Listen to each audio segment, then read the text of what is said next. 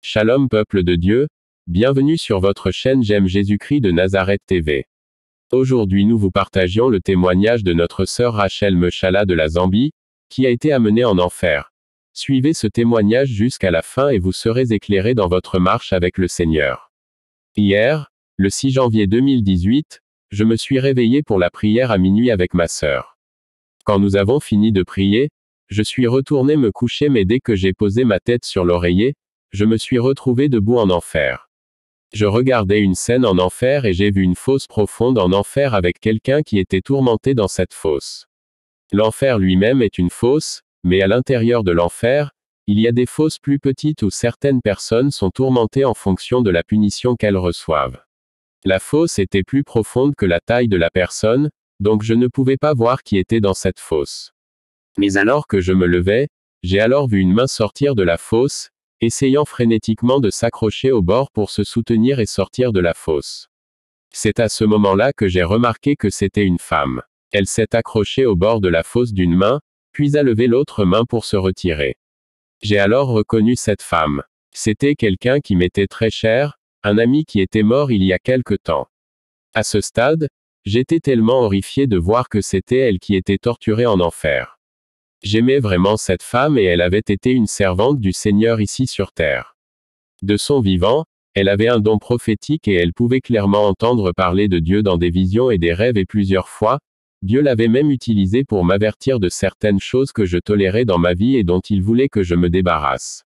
Elle était très priante, jeûnait beaucoup et travaillait si dur pour le royaume de Dieu pendant de nombreuses années. Quand elle est morte, j'ai pensé qu'elle était allée au ciel, jusqu'à ce que cette fois je me sois retrouvé en enfer à la regarder être tourmentée. J'étais complètement horrifié et j'ai commencé à crier, des larmes tombaient sur mon visage et je ne voulais pas regarder ça, c'était incroyable. Alors que cette femme levait sa deuxième main pour se sortir de ce gouffre de tourment, je pouvais voir qu'elle suffoquait, elle ne pouvait pas respirer et essayait si désespérément de sortir. Je peux comparer sa lutte à la façon dont une personne peut lutter pour sortir si elle est vivante et que vous la mettez dans un cercueil et essayez de l'enterrer vivante, la façon dont elle essaierait de se battre pour essayer de sortir et éviter d'être enterrée vivante, c'est ainsi qu'elle luttait pour sortir de ce gouffre, de toutes ses forces. Mais juste au moment où elle essayait de s'en sortir, un démon qui torturait quelqu'un d'autre à proximité a vu qu'elle essayait de sortir de la fosse. Ce démon était petit et très gros.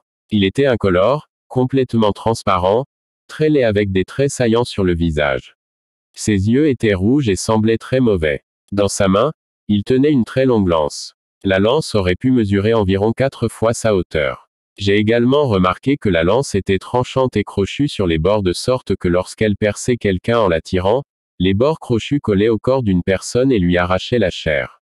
Ainsi, alors que cette femme essayait de sortir de la fosse, le démon remarqua qu'elle essayait de sortir et courut vers elle, les doigts de son autre main étaient toujours droits alors qu'elle cherchait où se tenir. Le démon sauta sur elle, marchant sur sa main de toutes ses forces, lui écrasant les doigts. Un autre démon qui était exactement comme le premier vient aussi se joindre et bientôt d'autres démons les rejoignirent. Ils l'ont repoussé dans la fosse, frappant sa tête et toutes les parties qui essayaient de sortir de la fosse.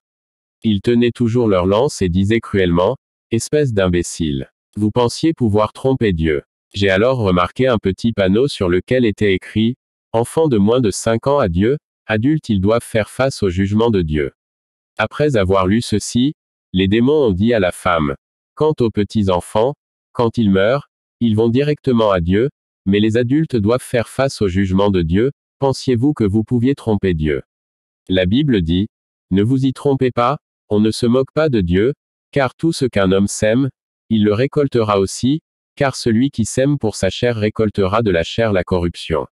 Mais celui qui sème pour son esprit récoltera de l'esprit la vie éternelle. » Galates 6/7-8. Je ne pose pas cela comme une doctrine selon laquelle 5 est l'âge auquel un enfant peut aller en enfer, je dis simplement ce que j'ai vu, les enfants mûrissent différemment, mais plutôt, le Seigneur Jésus-Christ m'avait dit que lorsqu'un enfant atteint un âge où il distingue le bien du mal, cet enfant peut aller en enfer s'il ne se repent pas.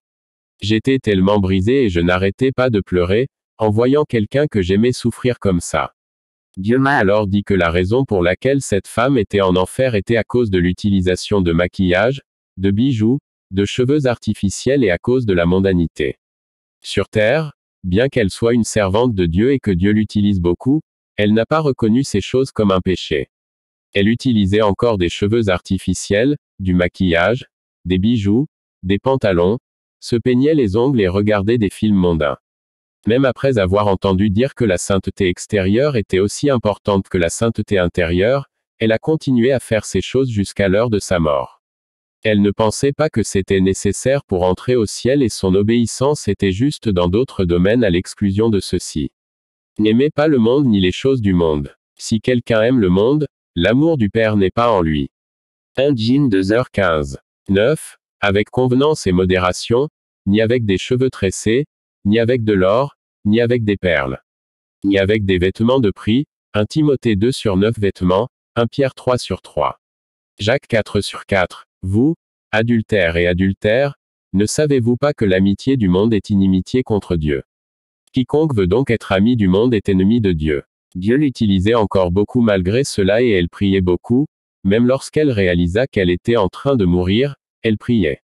Et c'est pourquoi j'ai été surpris de la voir en enfer, car elle priait juste avant la mort. Mais en enfer, les démons se moquaient d'elle parce qu'elle avait pensé que sa prière de mort pourrait la sauver, bien qu'elle ne soit pas disposée à se repentir et à abandonner ces choses du monde alors qu'elle avait encore du temps sur terre. C'est pourquoi il lui disait, « Espèce d'imbécile, vous pensiez pouvoir tromper Dieu. » La Bible dit dans Hébreux 3/7, « C'est pourquoi, comme le dit le Saint-Esprit, aujourd'hui, si vous entendez sa voix, n'endurcissez pas vos cœurs. » Elle avait l'air si impuissante entre les mains de ces créatures impitoyables et je n'arrêtais pas de pleurer parce que je ne voulais plus voir ça. Je n'arrêtais pas de crier et de pleurer alors que je regardais, impuissant. Dieu m'a dit, elle savait mais ne voulait pas obéir.